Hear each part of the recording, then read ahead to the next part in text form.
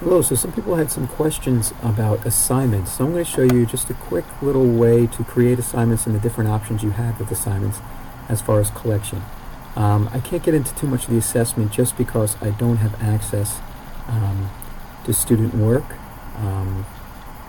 So I won't be able to show you some of the assessment pieces, but I can show you how to create assignments. The assessment pieces I'm more than happy to go over with each of you individually. So if we go into, and I'm going to use the resources to create the assignments.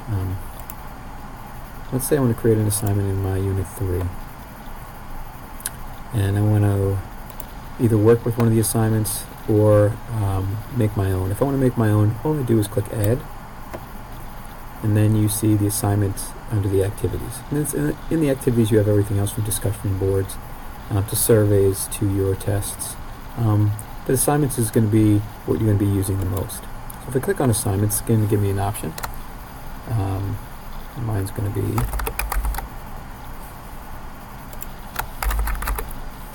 I'm just going to call it test. Alright, in the description you can put whatever you want. If you want to put a rubric in there, you can obviously add that to files. You can add whatever files you want. You can embed anything you want through the embed feature of resource. You can link anything you want in here.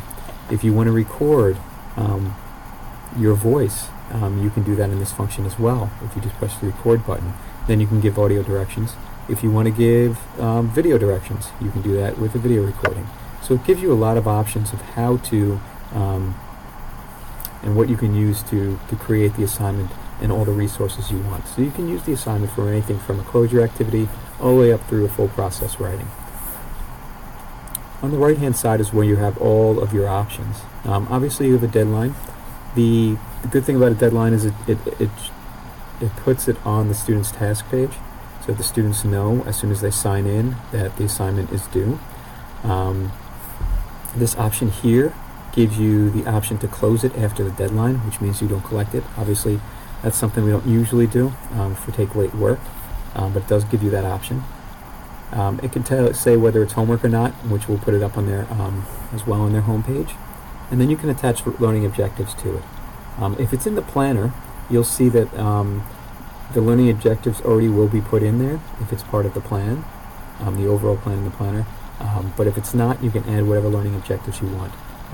This is useful for the future, and I'm not going to go too much into it now, but it will allow you to classify certain things based on objectives and standards.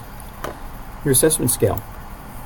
Most of us use the scoring scale instead of the grade scale. So if you click the scoring scale, it'll give you the option of what you want to score it out of. So for this, we'll say we'll score it out of 20. Add to the grade book is not something we utilize here. So since we're not utilizing the grade book, you don't need to use that. Group activity gives you the opportunity to collect something as a group and also grade something as groups. So if a group hands in one thing, then you grade it once and it shoots the grade out to all of your students. So if you click on group activity, it gives you two options. Course groups. So if you create course groups, which is a whole different tutorial that I have to create, that's an option here. Or you can do student created groups. In student created groups, all they do is click another student's name and move it over, and then they both can submit their assignment together. Anonymous submission, you can use that if you want to assess anonymously. So if you want students to assess each other, you can use this, and I can show you how to use the permissions in order for students to do that. And then your plagiarism control. As soon as you click this, it'll give you a plagiarism reading when students hand in papers. So for your full process writing, if they're using resources and outside research, plagiarism control is a nice little feature. And then you can say whether or not it's mandatory. If it's not mandatory, you click this, and then it isn't thrown in there as high importance and isn't held as high importance on their task page.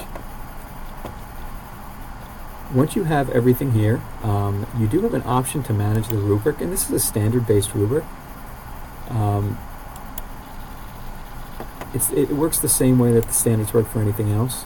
So if we're working, let's say, in writing, you can go into range of writing and then literacy, and then if you want to use the standard, you press that, insert and close, and it will insert that standard into your rubric. It's a matter of how you want to use it. So it is a standard-based rubric that you would create here, or you can just attach your rubric in the file and utilize it that way. So once you have everything done with the assignment, you press Create Assignment, and there it is. So in order to put the assignment into your page, what you have to do is go back into your resources, find your assignment. There it is. And once you have it there, you open in a new tab, and then this is what you create the link based on. And then you can put it into whatever page you want. Once students click it, they will have access to it, and then you will see the assignment. Obviously, I'm using Mrs. Jones' page. Once the students submit it, it'll timestamp when it's submitted, and then we can go in and you can assess it as you like. You can also filter it by groups with your assignments, so you'll see all of her classes pop up when I press group. So if I only want to assess one class, I only click that class, and that's what, if I want to assess all of them, you click it all. And then you can also assess multiple download answers, anything you like as far as getting the data that you need. So that's a little quick tutorial on assignments and how to utilize them. I can help you out individually if you have specialized assignments, or if you want to use assignments in some creative ways. We can use that as well, because we did talk about in many of the schools how to utilize assignments over the course of the entire full process writing. So I'd be more than happy to come out and help you all with that as well.